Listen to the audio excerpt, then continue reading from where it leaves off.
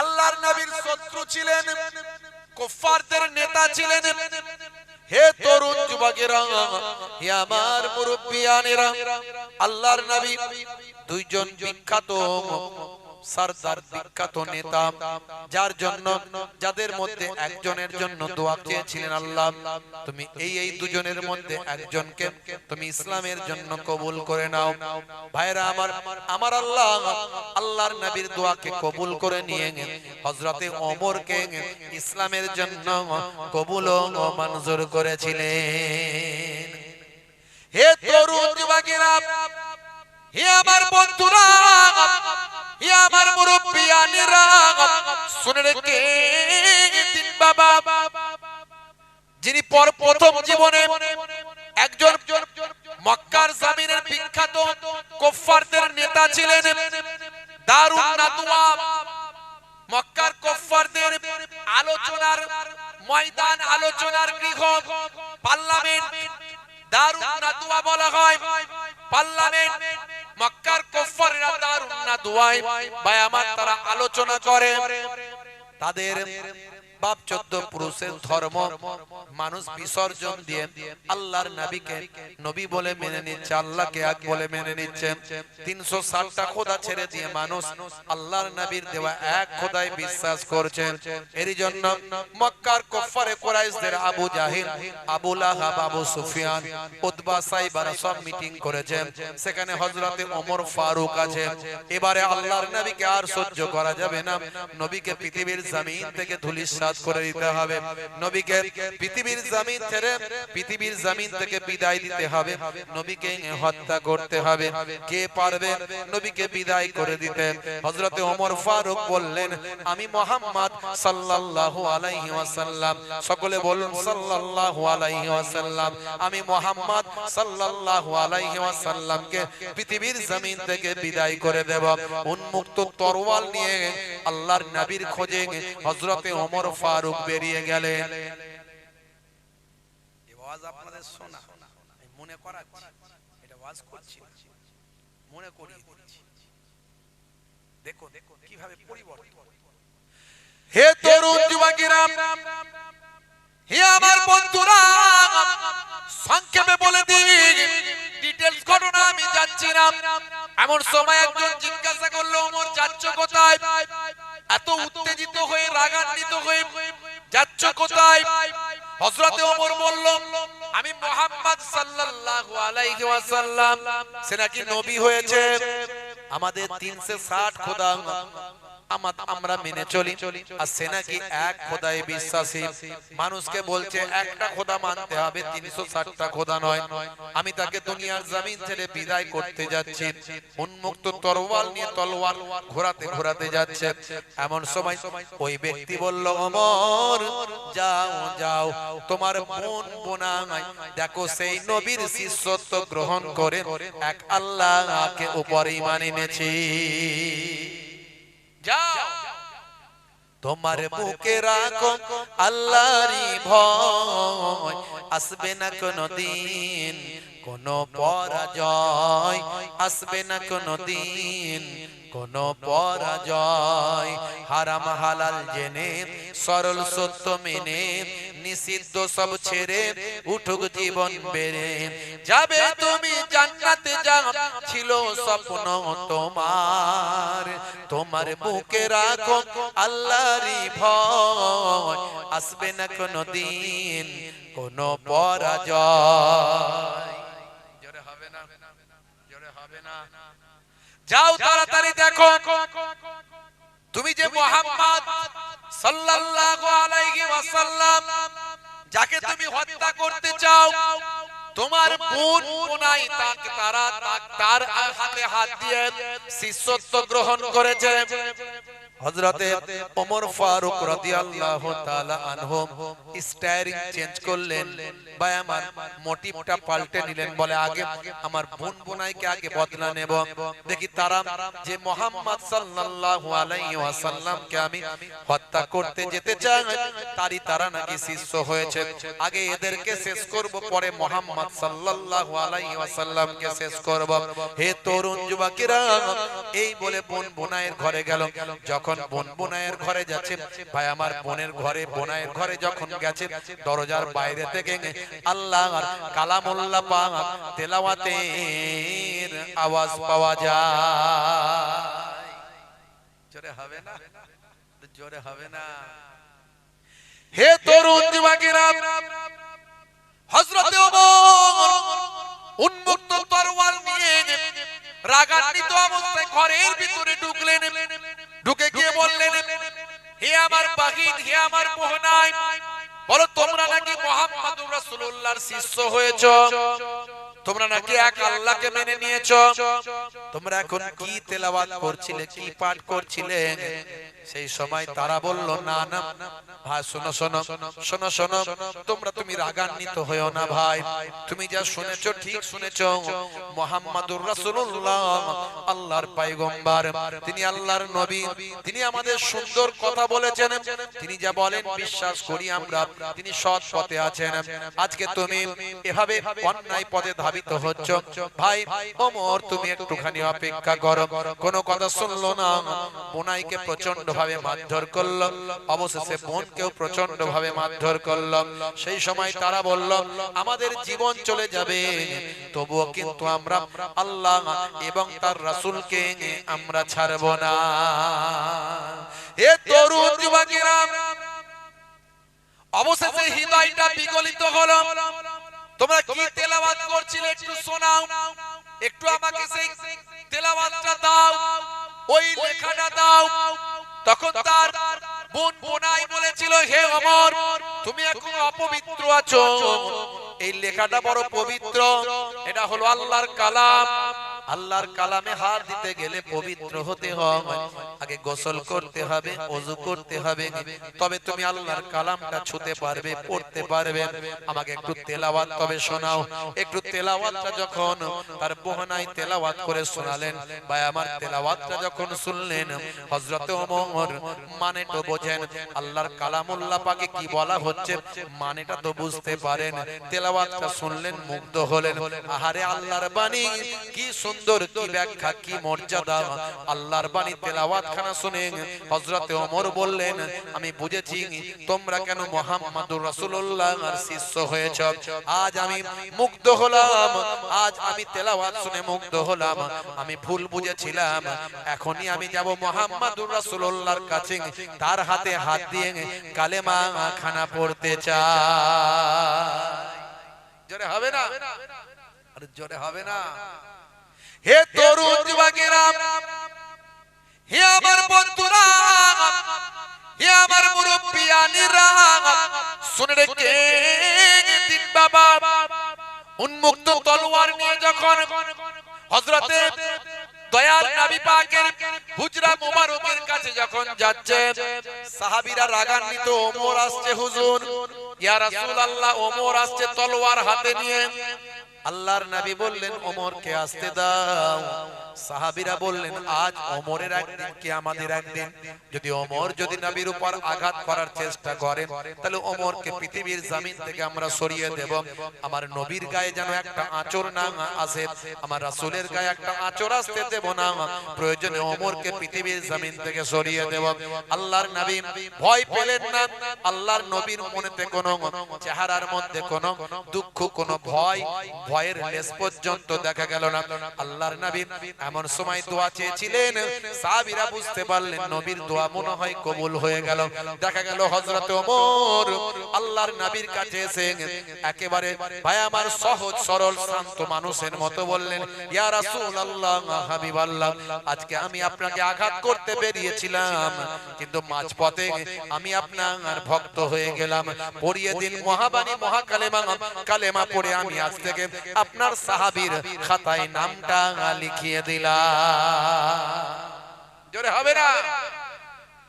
সাহাবীরা সব আনন্দে আত্মহারা। হে ওমর, দুজনের জন্য দোয়া চেয়েছিল, আল্লাহ তোমাকেই কবুল করে নিয়েছে। তার মধ্যে সেই হযরত ওমর ফারুক কিভাবে পরিবর্তন হলেন, পরবর্তীকালে কি আখলাক, কি চরিত্র, কিভাবে চেঞ্জ হয়েছিলেন। আমরা নবীর শিষ্য, আমরা কতটা চেঞ্জ হয়েছি একটু ভাবুন। বাইতুল মুকাদ্দাস নিয়ে লড়াই চলছে, আজও পাশ্চাত্যের জমিনে, মধ্যপ্রাচ্যের জমিনে, হে তরুণ যুবকেরা, আজও দেখুন বাবা বাইতুল মুকাদ্দাসের জন্য একটা দেশ পর্যন্ত পৃথিবীর জমিন থেকে প্রায় ধ্বংসের দিকে চলে গেছে।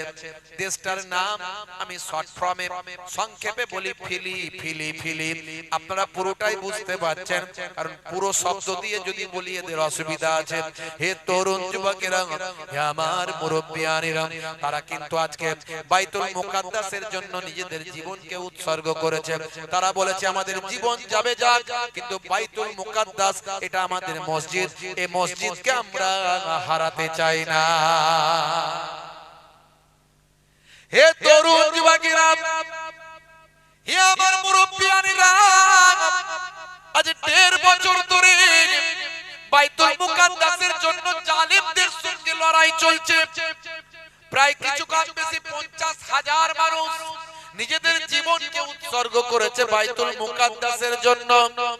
ভাইরা আমার, পৃথিবীর 3 নাম্বার মসজিদ, 1 নাম্বার মসজিদ হলো বাইতুল্লাহ, আল্লাহর কাবা ঘর। এই কাবা ঘর হলো বাইতুল্লাহ, আল্লাহর ঘর। এখানে 1 রাকাত নামাজ পড়লে 1 লক্ষ রাকাত নামাজের সওয়াব। 2 নাম্বার, পৃথিবীর ভাই আমার বাইতুল্লাহর পরে পৃথিবীতে যে ঘরটা তৈরি হয়েছিল সেটাই হলো বাইতুল মুকাদ্দাস। মনে রাখবেন, ফারিস্তারা বাইতুল মুকাদ্দাস প্রথম তৈরি করেছিলেন।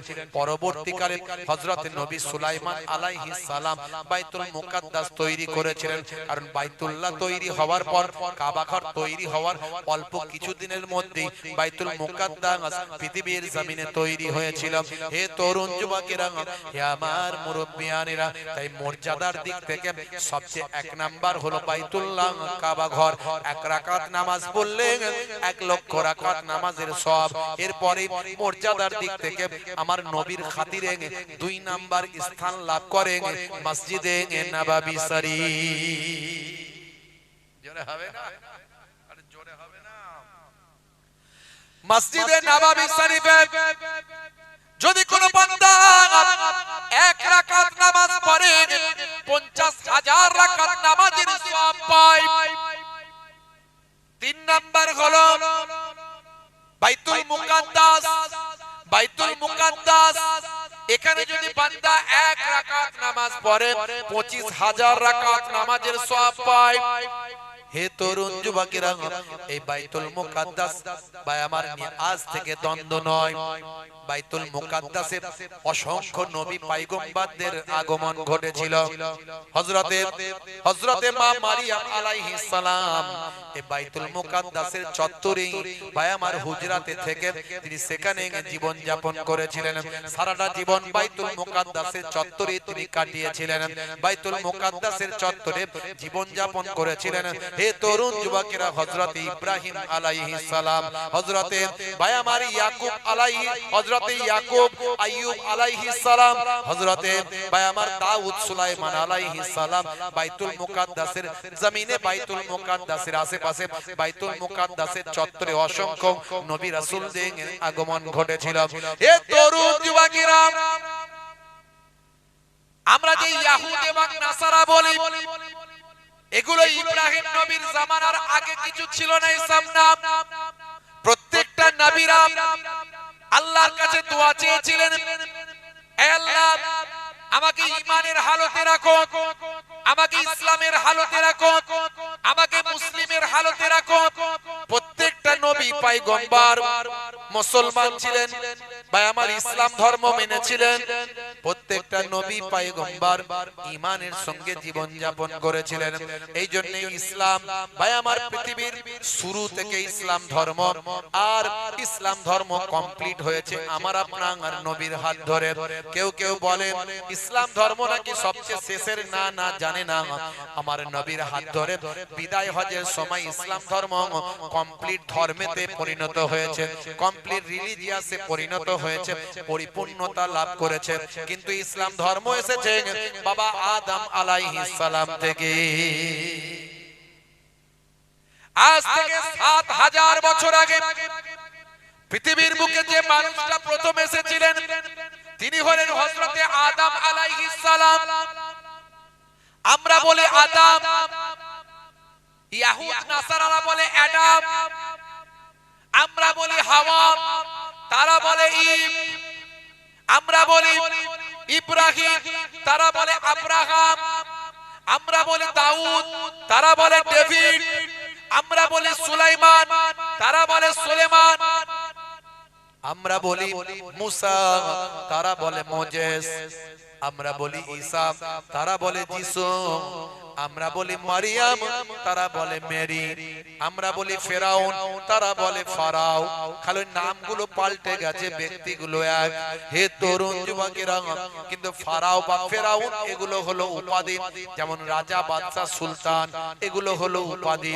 হে তরুণ যুবকেরা, বহু পূর্বে থেকে ইয়াহুদ এবং নাসারা এবং ইসলামের আমার একটা পূর্ণ ভূমি হলো ওই বাইতুল মুকাদ্দাস। যেহেতু বনি ইসরাইল এসেছে হযরত ইয়াকুব নবীর বংশধর থেকে, ইয়াকুব নবীর 11টা সন্তান। ভাই আমার, হে তরুণ যুবকেরা, হে আমার মুরব্বিয়ানেরা, শুনে রেখে দিন বাবা, জেনে রেখে দেন মুসলমান, একটুখানি খেয়াল করুন। হে জওয়ান যুবকেরা, হে আমার মুরব্বিয়ানেরা, ভাইরা আমার, তরুণ যুবকেরা আমার, ইয়াকুব নবীর এই সন্তানদের মধ্যে থেকে একটা সন্তানের নাম হলো ইয়াহুদা। ইয়াহুদা হযরত ইউসুফ নবীকে তার ভাইদেরকে নিয়ে ভাই আমার কূপে ফেলে দিয়েছিল, কুয়াতে ফেলেছিল। এই যে ভাই আমার ইয়াকুব নবীর 12টা সন্তান বাবা, হে জওয়ান যুবকেরা, মুরব্বিয়ানেরা, দুই ভাই একদিকে, বাকিরা আর একদিকে। ভাই আমার বনিয়ামিন হযরত ইউসুফ নবীর নিজের ভাই।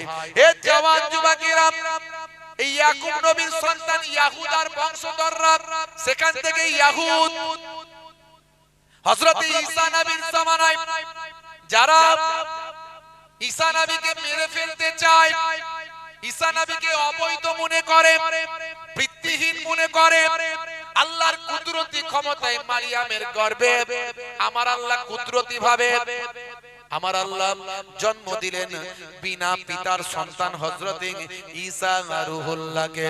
আমার আল্লাহ পৃথিবীর মানুষকে শিক্ষা দেওয়ার জন্য ঈসা নবীর কোন পিতা দিলেন না, পিতাবিহীন সন্তান দিলেন। আমার আল্লাহ বুঝিয়ে দিতে চান পৃথিবীর মানুষকে, হে পৃথিবীর মানুষ দেখো, আমি আল্লাহ আমার ক্ষমতা পিতা মাতা ছাড়া পৃথিবীর জমিনে মানুষ সৃষ্টি করেছি, তার নাম হলো হযরত আদম আলাইহিস সালাম। আবার পিতা ছাড়া শুধু মায়ের মাধ্যমে সন্তান পৃথিবীর জমিনে দিয়েছি, তার নাম হলো হযরত ঈসা রূহুল্লাহ। কিন্তু ইয়াহুদরা মানতে পারে না। হে তরুণ যুবকেরা, ইয়াহুদরা ইলজাম দিল, বদনাম দিল, ঈসা নবীকে মেরে ফেলতে চায়। ভাইরা আমার, ইয়াহুদরা তারা মুসা নবীকে মোজেস মনে করে, মুসা নবীকে তারা মেনে চলে, তারা মেনে চলে তোরাহ, তাওরাতকে বলে তোরাহ, ইনজিলকে ভাই আমার ঈসা নবীর কাছে যে ইনজিল সেটা তারা মানে না, তারা তাওরাতকে তোরা বলে মানে। হে তরুণ যুবকেরা, হে আমার মুরব্বিয়ানেরা, তাই ইয়াহুদরা হযরত ঈসা নবীকে মেরে ফেলতে চায়। আর ঈসা নবীকে যারা বাঁচাতে চায়, ঈসা নবীর যারা শিষ্য ছিল তারা হলো নাসারা, বর্তমানে তারা হলো নাসারা। তাই তারা দেখবেন তাদের মাঝখানে ওই যে ক্রুশ বিদ্ধ করা ভাই আমার একটা মানুষের ছবি দেখা যায়, সেটাকে তারা ভাই আমার যিশু বলে, আর আমরা বলি ঈসা। আসলে ঈসা নবী মারা যাননি।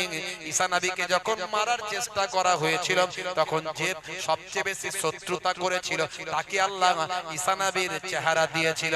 সেই চেহারা দেখে তারা নিজেদের লোককে মেরে ফেলেছিল। ভাই আমার আসলে ঈসা নবীকে আল্লাহ আকাশে তুলে নিয়েছিলেন।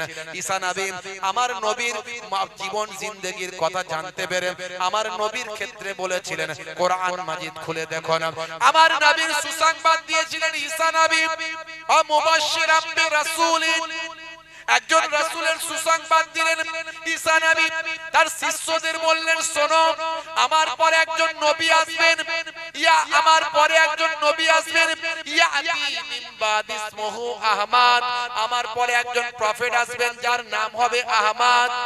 আল্লাহর নবীর নামখানা শুনে, আল্লাহর নবীর মর্যাদা সম্মানের কথা শুনে, আখিরি জামানার পয়গম্বরের ইজ্জতের কথা শুনে হযরত ঈসা রূহুল্লাহ বলেছিলেন, হে আমার আল্লাহ, আহারে আমি যদি নবী না হয়ে আখিরি জামানার পয়গম্বরের উম্মত হয়ে যেতাম, ইয়া লাইতানি কুনতু মিন উম্মতে মুহাম্মাদিন, হায় হায় হায় কত না ভালো হতো।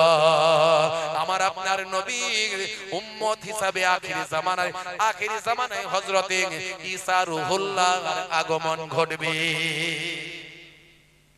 ঈসা রূহুল্লাহ চৌথা আসমানে উঠে গেছেন, আর যে মারতে গিয়েছিল তাকে আল্লাহ ঈসা নবীর চেহারা বানিয়েছেন। বুঝতে পারছেন? পরবর্তীকালে দাজ্জালের ফিতনা থেকে মানুষকে হেফাজতের জন্য ইমাম মাহদীকে সাহায্য করতে হযরত ঈসা রূহুল্লাহর আগমন ঘটবে। জোরে বলুন সুবহানাল্লাহ। সব কিন্তু লড়াই সেই বাইতুল মুকাদ্দাস নিয়ে। মুসলমানরা বলে এটা আমাদের পুণ্যভূমি, সমস্ত নবীরা তো মুসলমান ছিলেন, এটা আমাদের নবী, সমস্ত নবীরাই আমাদের নবী, এটা আমাদের পুণ্যভূমি। বাইতুল মুকাদ্দাস আমাদের নবী সুলাইমান নবী তৈরি করেছেন, ভালো করে বুঝবেন। এইজন্য বাইতুল মুকাদ্দাস মুসলমানদের জন্য পবিত্র। জেরুজালেম বাইতুল মুকাদ্দাসের চত্বরটা মুসলমানদের জন্য পবিত্র। আবার ইহুদিরা বলছে না, না ইয়াহুদরা বলছে না, ইয়াহুদরা বলছে না, এই নবী সুলাইমান হলো আমাদের নবী, ইনি হলেন বনি ইসরাইলের, আমাদের ওই ইয়াহুদার মধ্যে থেকে। না না, মনে রাখবেন, অনেকে বলে ইয়াহুদার বংশধররা হলো হযরতে সুলাইমান, হযরতে দাউদ। না না না, ইয়াহুদার বংশধরদের মধ্যে থেকে কোন নবী আসেন না, এটা কিছু মানুষ ভুল ধারণা করে। বরং যত নবী এসেছিলেন হযরতে বনি আমিন থেকে এসেছিলেন, ভাই আমার, তার অন্য ভাইদের থেকে এসেছিলেন। কোন ইয়াহুদার বংশধরদের মধ্যে থেকে কোন নবীর আবির্ভাব ঘটে না। এ তরুণ যুবকেরা তারপরেও তারা মনে করে এই বাইতুল মুকাদ্দাস এটা হযরত নবী সুলাইমান তৈরি করেছেন। তাকে তারা মনে করে তিনি বনি ইসরাইলদের মধ্যে থেকে যেহেতু, তাই আমাদেরই প্রফেট, আমাদেরই নবী, তাই বাইতুল মুকাদ্দাসের চত্বর আমাদের। ভাইরা আমার, ওখানে একটা ইবাদতের জন্য একটা প্রাচীর আছে, প্রাচীর, যে প্রাচীরটাই গিয়ে তারা কান্না করে, সেখানে গিয়ে মাফ চায়, সেখানে গিয়ে প্রার্থনা করে, প্রাচীরের পাশে তারা হেলে দুলে ইবাদত করে। হে তরুণ যুবকেরা, তাই ইয়াহুদরা মনে করে এটা আমাদের ইবাদতখানা। আবার নাসারা যারা, তারা মনে করে এইখানেই তো মা মেরি, যাকে আমরা মারিয়াম বলি, যা মা মেরি এখানেই তো জীবন যাপন করেছেন। আর আমাদের প্রফেট হযরতে ঈসা আলাইহিস সালাম, যাকে তারা যিশু মনে করেন, সেই ঈসা নবীর আগমন তো এখানেই ঘটেছিল। তাহলে তিনটে ধর্মের পবিত্র স্থান বলে ওই জায়গাটা বিবেচিত হয়। আসলে কিন্তু সমস্ত নবীরা ছিল মুসলিম, তাই ইসলাম হিসাবে সেই জায়গায় মুসলমানদের মসজিদ বা আমার বাইতুল মুকাদ্দাস সেখানে প্রতিষ্ঠিত। আমার নবী বাইতুল মুকাদ্দাসের দিকে মুখ করে প্রথম জীবনে নামাজ পড়তেন।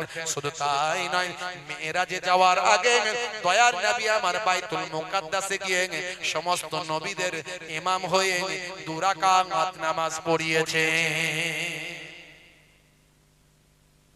সেই বাইতুল মুকাদ্দাস নিয়ে লড়াই আজ থেকে নয়। হযরত ওমর ফারুক রাদিয়াল্লাহু তাআলা আনহু কেমন পরিবর্তন হয়েছিলেন দেখুন। যে ওমর ফারুক নবী পাককে জীবন থেকে, নবী পাককে দুনিয়া থেকে বিদায় করতে চান, খলিফা হওয়ার পর সে ওমর ফারুক রাদিয়াল্লাহু তাআলা আনহু বাইতুল মুকাদ্দাস মুসলমানদের হাতে ফিরিয়ে দেওয়ার জন্য চিঠি দিলেন। একজন সাহাবী গিয়ে বাইতুল মুকাদ্দাসে যে সমস্ত ইহুদা নাসারাদের আন্ডারে ছিল, তাদের যারা দায়িত্বে ছিল, তাদের কাছে চিঠিটা পৌঁছে দিল।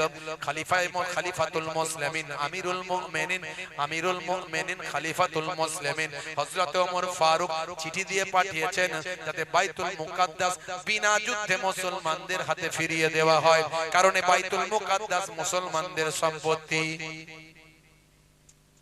লড়াই আজ থেকে নয়। আজকে যে দেখছেন না 50,000 মানুষ শহীদ হয়ে গেছে, এমনি নয়। 50,000 কেন, সারা পৃথিবীর মানুষ শহীদ হয়ে যাবে, তবুও মাথা নত করবে না যে বাইতুল মুকাদ্দাস তোমাদের দিয়ে দিলাম, মাথা নত করবে না।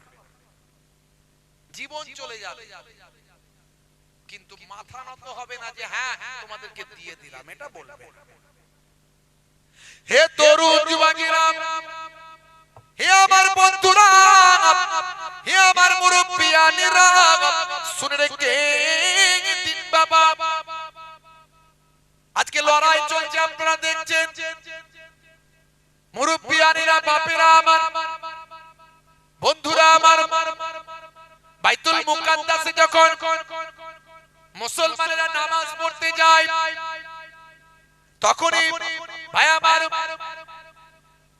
ওই জালেম ইলিদের ভাই আমার সৈন্যরা তাদের উপর জুলুম করে, নামাজ ঠিকমতো পড়তে দেয় না। এত কষ্ট, এত জুলুম, এত অত্যাচার সহ্য করেও নামাজ পড়া তারা বন্ধ করে না। কতজন নামাজ পড়তে গিয়ে মারা গেছে, কতজনের উপর বোমা চালানো হয়েছে, গুলি করা হয়েছে, কত অত্যাচার করা হয়েছে, তবু তারা নামাজ ছাড়ে না। প্রত্যেক দিন, প্রত্যেক ঈদের দিন, প্রত্যেক জুম্মার দিন বাইতুল মুকাদ্দাস চত্বরে ভাই আমার ওই দূর থেকে ভাই আমার মুসলমানেরা সেখানে গিয়ে নামাজে হাজির হয়ে যায়। অশ্রু চোখে লিখেছি আমি, চোখে আসে না ঘুম, মসজিদে আকসায় চলছে বোমে বারুদের ধুম।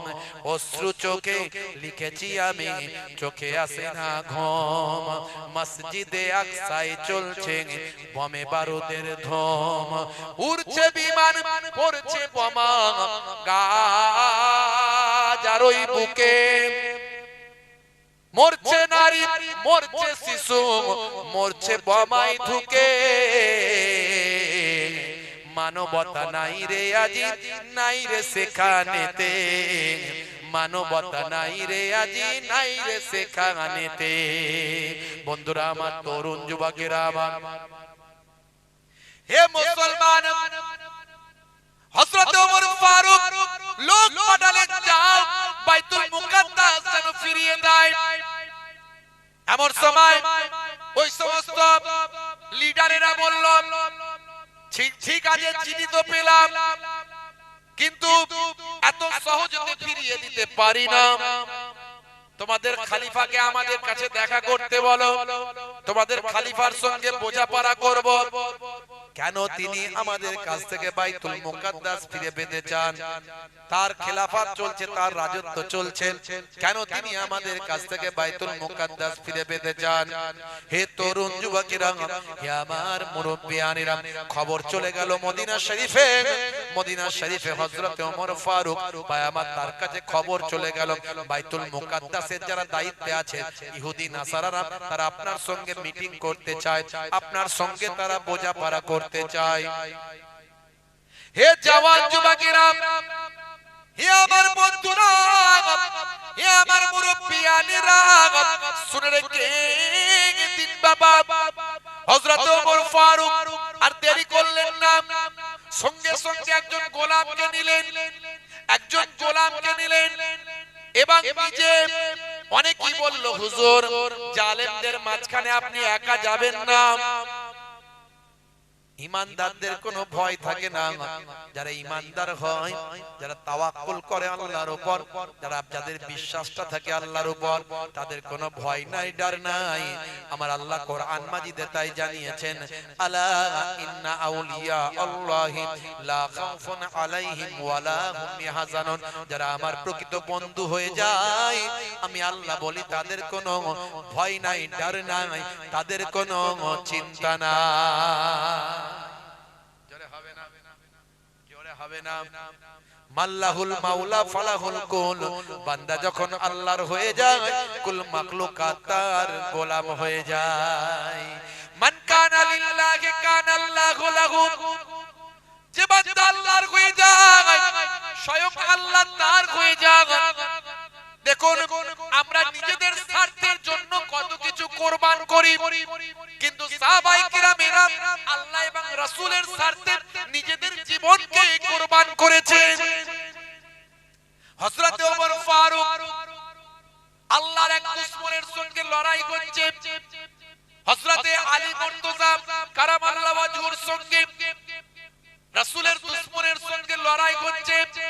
ইসলামের দুশমনের সঙ্গে লড়াই হচ্ছে।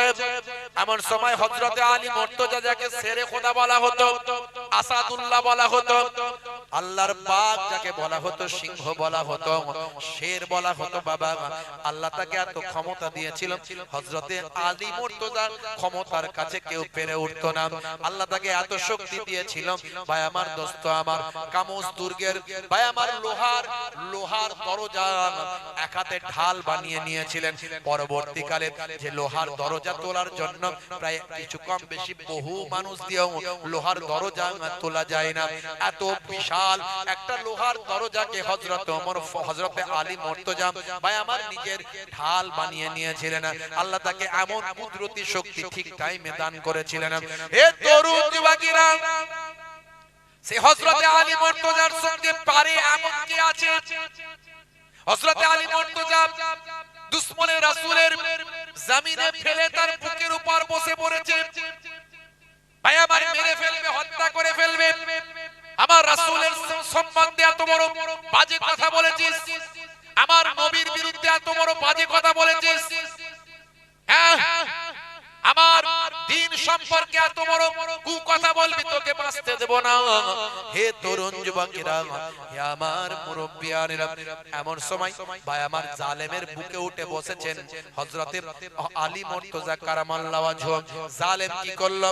কষ্ট হচ্ছে, তাড়াতাড়ি যাতে মেরে ফেলে তার জন্য হযরতে আলী মুর্তজার মুখেতে থুতু নিক্ষেপ করলো। ভাই আমার জমিনে পড়ে পড়ে থুতুটা নিক্ষেপ করলো হযরতে আলীর মুখে, যাতে করে হযরতে আলী বেশি কষ্ট না দিয়ে তাড়াতাড়ি হত্যা করে। এই যখন মুখেতে ভাই আমার থুতু নিক্ষেপ করে দিয়েছে, হযরতে আলী মেরে ফেলা তো দূরের কথা, তাড়াতাড়ি ওই জালেমকে হযরতে আলী মুক্তি দিলেন। হে জালেম, তোকে আমি আজকের জন্য ছেড়ে দিলাম। সেই ব্যক্তি তখন উঠে দাঁড়িয়ে বলল, আলী কি ব্যাপার, কেন তুমি এমন করলে? বলে, শোনো, এতক্ষণ আমি তোমাকে মারছিলাম আল্লাহ এবং রাসূলের জন্য, কারণ তুমি আমার ইসলামের শত্রু, কারণ তুমি আমার নবীর শত্রু, আমার নবীর বিরুদ্ধে কটু কথা বলেছো, আমার নবীর বিরুদ্ধে গালাগালি করেছো, আমার রাসূলের বিরুদ্ধে ঘৃণা ছড়িয়েছো, আমার নবীর দুশমনি করেছো। আমার বাপকে কেউ গাল দেবে, আমি ছেড়ে কথা বলবো? কি বলবো? তার জন্য যেমন ব্যবস্থা নেওয়ার তেমন নেব, যখন যেটা আইন আছে সেই আইনে হাঁটবো। ভাই আমার দোস্ত আমার, এখনকার যুগে আপনার বাপকে গালাগালি করলে আপনি মারতে পারবেন না, কারণ আইন হাতে তুলে নিলে আপনাকেও শাস্তি পেতে হবে, কথা ঠিক না বল? আপনাকে প্রশাসনের দ্বারস্থ হতে হবে, আইনের দ্বারস্থ হতে হবে। কিন্তু তৎকালীন যুগে ভাই আমার প্রত্যেকের কাছে তরোয়াল থাকতো, তখনকার যুগে এই সিস্টেম ছিল না। ভাই আমার বিচার নিজেরাই করত, তা বিচারক যদিও ছিল কিন্তু মাঝে মাঝে প্রয়োজনে নিজেরাই বিচার করত। হে তরুণ যুবকেরা, আর হযরতে ওমর, হযরতে আলী, এনারা তো এক একজন সৈন্য, এক একজন এনারা তো কমান্ডার। কমান্ডারের সামনে দেশের বিরুদ্ধে কথা বললে কমান্ডার ছেড়ে কথা বলবে না, বিচারের অপেক্ষা করবে না, শাস্তি তখনই দেবে, কথা ঠিক না ভুল? হে তরুণ যুবকেরা, হযরতে আলী মুর্তজা সেই সময় বললেন, ওরে জালেম, শুনে রেখে দে, তুই এতক্ষণ তোকে আমি মারছিলাম আমার নবীর জন্য, যখনই তুই আমার মুখেতে থুতু নিক্ষেপ করলি আমার রাগ বেড়ে গেল, তখন আত্মকেন্দ্রিক হয়ে গেলাম, আমার রাগ বেড়ে গেল। আমি তখন চিন্তা করলাম, এতক্ষণ তো নবীর জন্য মারছিলাম, আল্লাহ এবং রাসূলের জন্য তোকে মারছিলাম, এখন যদি আমি মারি সেটা আমার নিজের জন্য হবে, তাই আমি নিজের জন্য তোকে মারতে পারি না, এটা ইসলামে নিষেধ। আমি সঙ্গে সঙ্গে আল্লাহ এবং রাসূলের জন্য আমি মারছিলাম, আর নিজের জন্য না মেরে আমি তোকে ক্ষমা করে দিলাম। এই যে আদর্শ, ওই জালেম আদর্শে আদর্শবান হলো, নবীর আখলাক, নবীর চরিত্র, হযরতে আলীর আদর্শে মুগ্ধ হয়ে গিয়ে সেই সময় সেই ব্যক্তিটা বলল, যে নবীর শিষ্যের, যে নবীর কমান্ডারের, যে নবীর সেনাপতির এত সুন্দর আদর্শ হয়, সেই নবীর আদর্শ কত ভালো, আর সেই নবীর আদর্শ থেকে আমি দূরে থাকতে পারি না। আমি সেই নবীর কাছে এখনই গিয়ে নবীর হাতে হাত দিয়ে নবীর শিষ্যত্ব গ্রহণ করতে চাই। জোরে হবে না ভাইরা আমার, তরুণ যুবকেরা আমার, হযরতে ওমর ফারুক রাদিয়াল্লাহু তাআলা আনহু সেই সময় একটা উট নিলেন, একজন গোলামকে নিলেন, চাকরকে নিলেন, উট নিয়ে চলতে লাগলেন। আল্লাহর নবীর আদর্শ, বিদায় হজের সময় আল্লাহর নবী বলেছিলেন, তোমার অধীনস্থ চাকর বাকর, কাজের লোক যারা তোমার অধীনস্থ কাজ করে, কারিগর, তাদের সঙ্গে খারাপ ব্যবহার করো না, তাদেরকে তোমার সমমর্যাদা দেবেন, তাদেরকে সমান চোখে দেখবেন, তাদের সঙ্গে খারাপ ব্যবহার করো না। আমার নবী দাস দাসত্বের প্রথা পৃথিবীর জমিন থেকে ঘুচিয়ে দিয়েছেন। হে তরুণ যুবকেরা, ইতিহাস খুলে দেখুন, দাস দাসীদের উপর মানুষ কত না অত্যাচার করেছে, রাজা বাদশারা কত না জুলুম করেছে, দাস দাসীদের উপর অমানসিক অত্যাচার করেছে। অথচ ইসলাম খুলে দেখুন, মানুষকে মানুষের মর্যাদা 1450 বছর আগে আল্লাহর নবী দিয়েছেন। হযরতে বেলাল ছিল একটা দাস, সেই বেলালের উপর কত না অত্যাচার করা হয়েছে, আল্লাহর নবী বেলালকে মুক্ত করেছেন। হযরতে আবু বকর সিদ্দিককে পাঠিয়েছেন।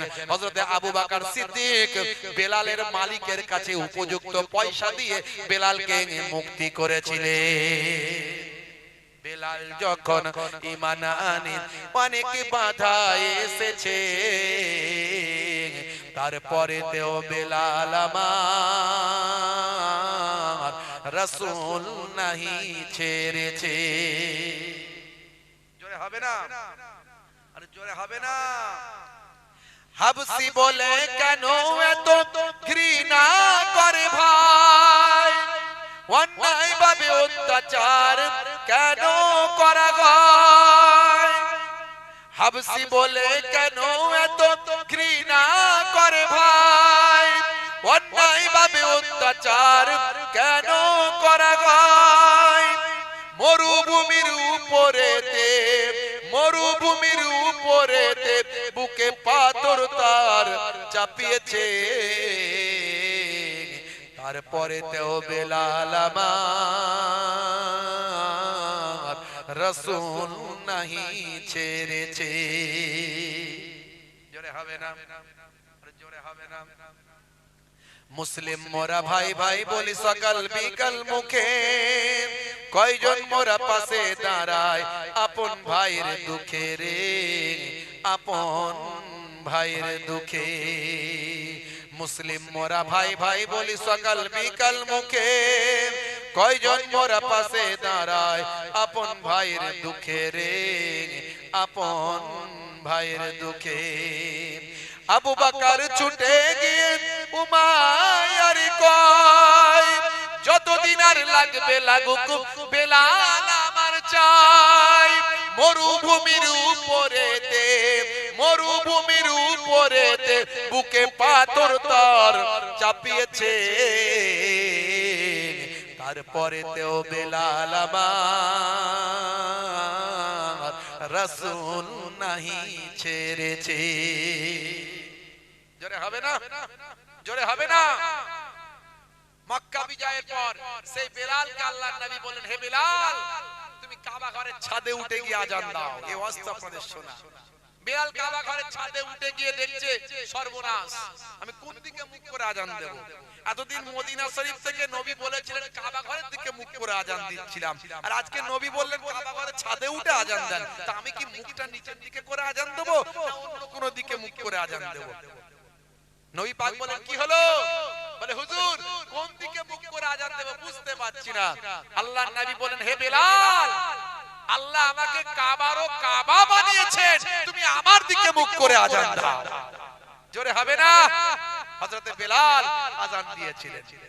বেলালের প্রতি আওয়াজ দিলেন নবীজি যখন, প্রিয় বেলাল উঠলো কাবার ছাদে তখন। জোরে বলা যাবে না? ঠান্ডা লাগছে বেশি নাকি? শেষ করে দেব না হবে? এই কারা কারা চান না হাত তুলে দেখান তো দেখি। এই সিরিয়াস শুনছে সব, কেউ তো হাত তোলেনি। মাশাআল্লাহ। আচ্ছা এবার বলেন তো দেখি কারা কারা চান একটু কম্বল থেকে হাতটা বের করে দেখা। ওরে বাবা মাশাআল্লাহ সবাই বের করেছে মাশাআল্লাহ। ঠান্ডাতে কত জড়সড় তারপর হাত বের করছে। বেলালের প্রতি আওয়াজ দিলেন নবীজি যখন, প্রিয় বেলাল উঠলো কাবার ছাদে তখন।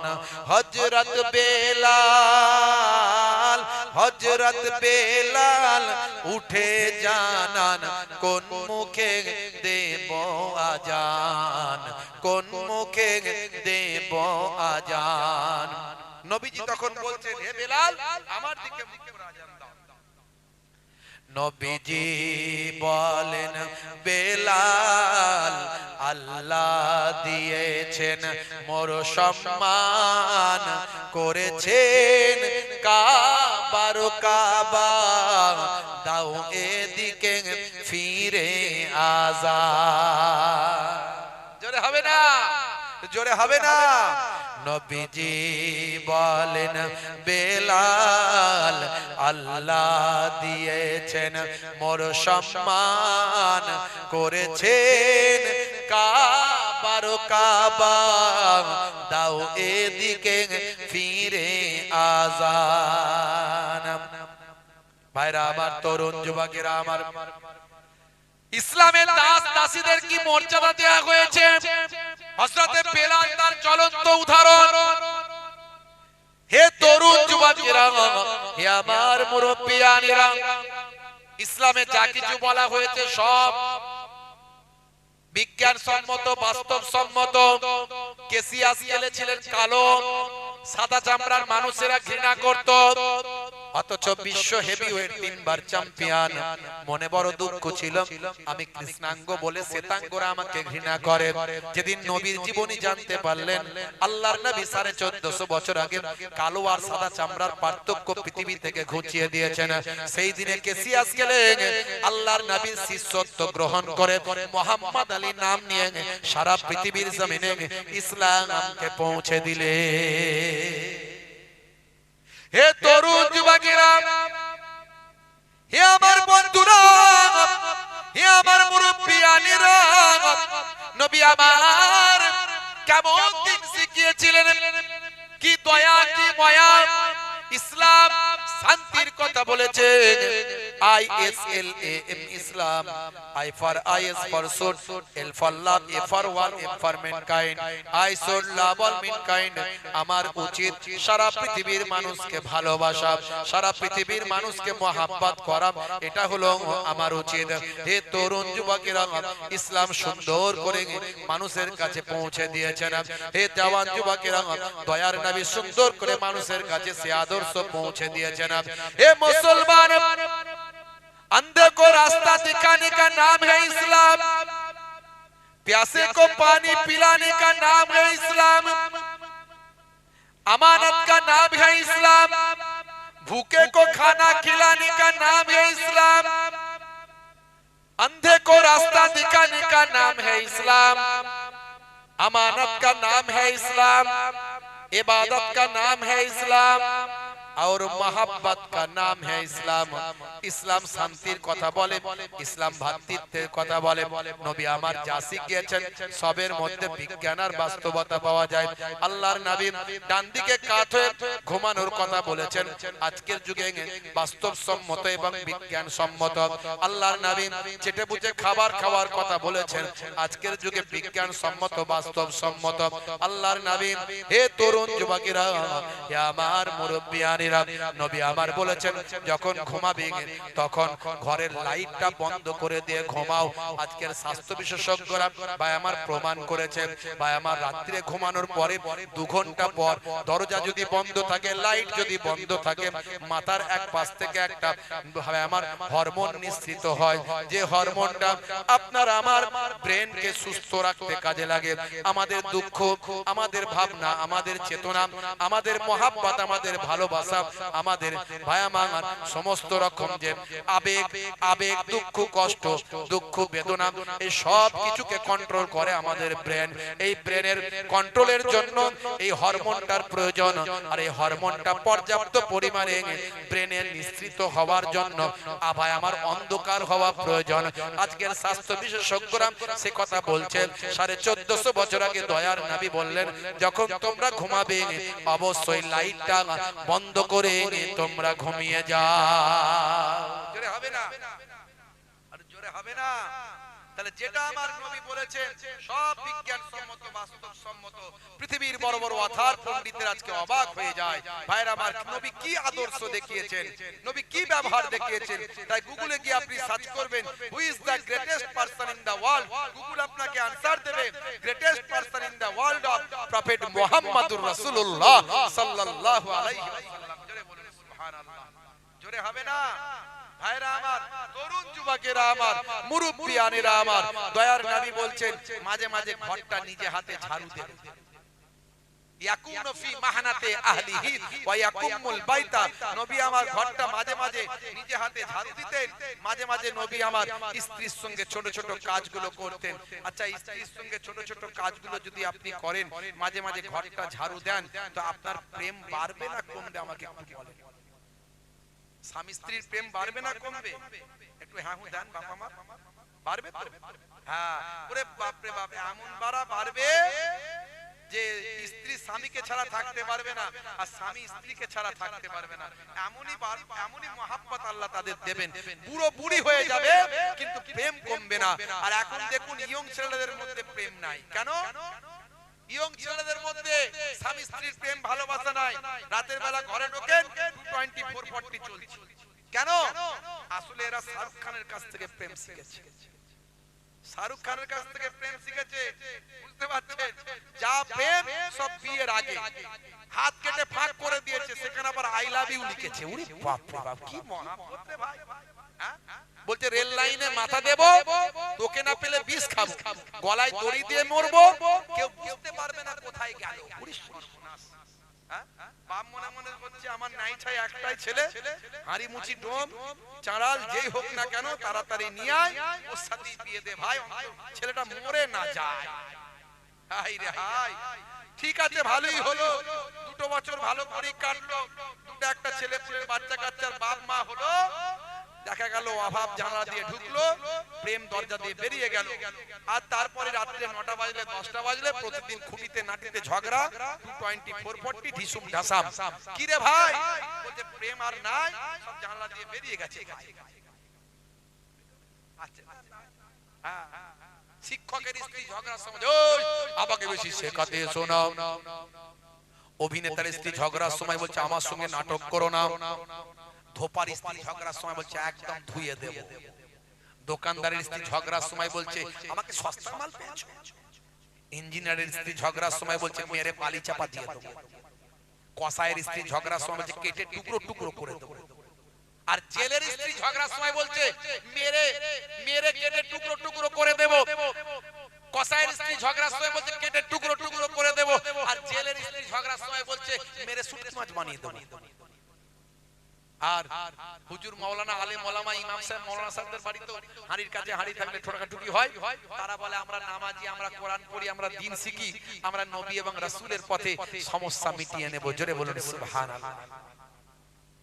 আমাদের ঐক্যবদ্ধ থাকতে হবে, রাসূলের আদর্শকে সামনে রাখতে হবে।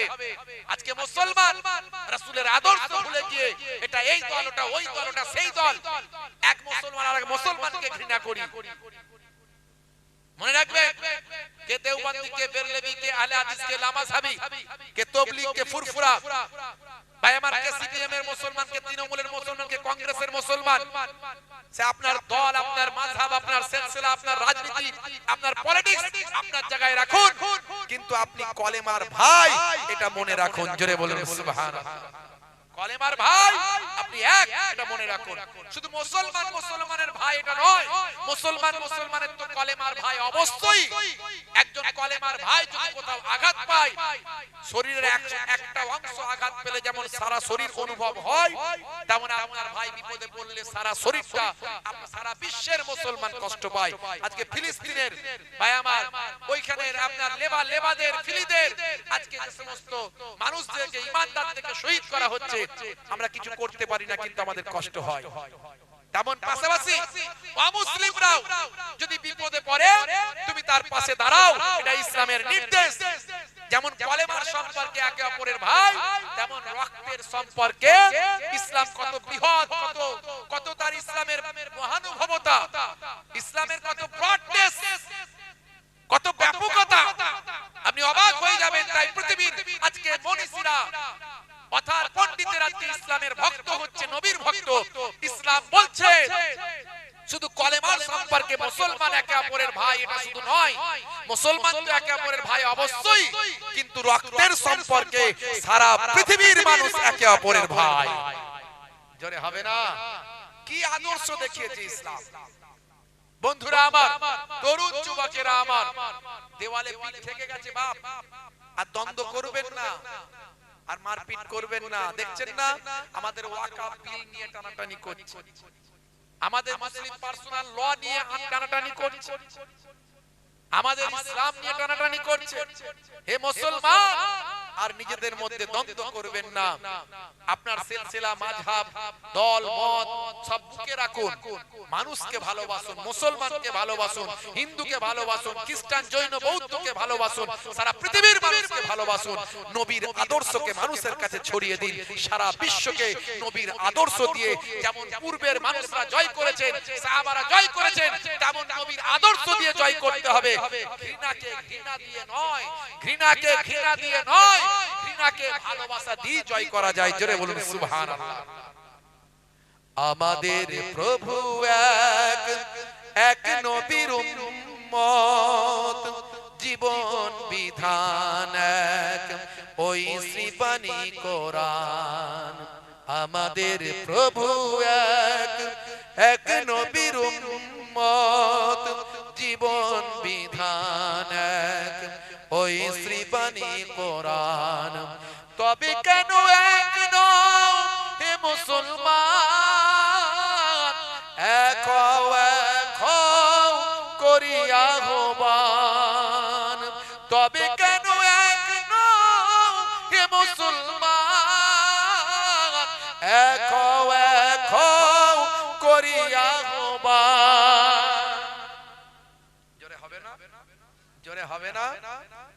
আমাদের প্রভু এক, এক নবীর উম্মত, জীবন বিধান এক, ওই শ্রীবাণী কোরআন।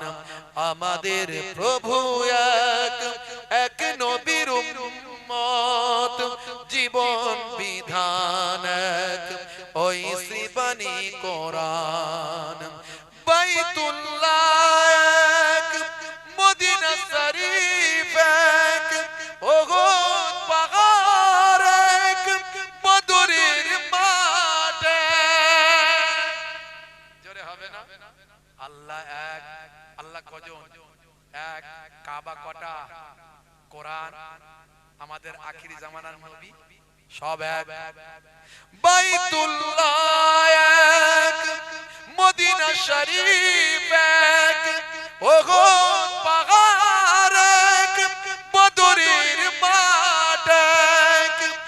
একটা তো জীবন আর মরণ তো একটাই, একটা তো জীবন আর মরণ তো একটাই। সকলের তরে আছে একই স্থান। তবে কেন এক নও হে মুসলমান, এক হও এক হও করিয়া আহ্বান। তবে কেন এক নও হে মুসলমান, এক হও এক হও করিয়া আহ্বান।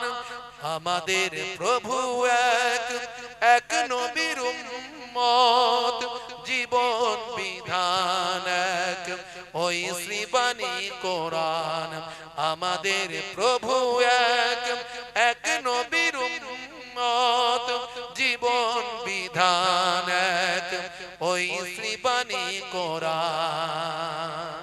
জোরে হবে না? জোরে হবে না? বাইতুল্লাহ এক, মদিনা শরীফ এক, কাবা ঘর এক, আমাদের নবী এক। জোরে হবে না? জোরে হবে না? বাইতুল্লাহ এক, উহুদ পাহাড় এক, মদিনা শরীফ এক। তবে কেন এক নও, তবে কেন এক নও হে মুসলমান, এক হও এক হও করিয়া আহ্বান। তবে কেন এক নও হে মুসলমান, এক হও এক হও করিয়া আহ্বান। আল্লাহুম্মা সাল্লি আলা ওয়ালা আলি সাইয়্যিদিনা হযরত ওমর ফারুক রাদিয়াল্লাহু তাআলা আনহু। ভাই আমার দেখুন নবীর কেমন শিষ্য ছিল, নবী কেমন দিন শিখিয়েছিলেন, কেমন ইসলাম শিখিয়েছিলেন। হে তরুণ যুবকেরা, হে আমার বন্ধুরা, হে মুসলমান, খুবই সংক্ষেপ করে বলি, ছোট করে ভাইরা আমার, তরুণ যুবকেরা আমার, এমন সময় দেখতে পাওয়া যায় একজন গোলামকে নিয়ে হযরত ওমর ফারুক রাদিয়াল্লাহু তাআলা আনহু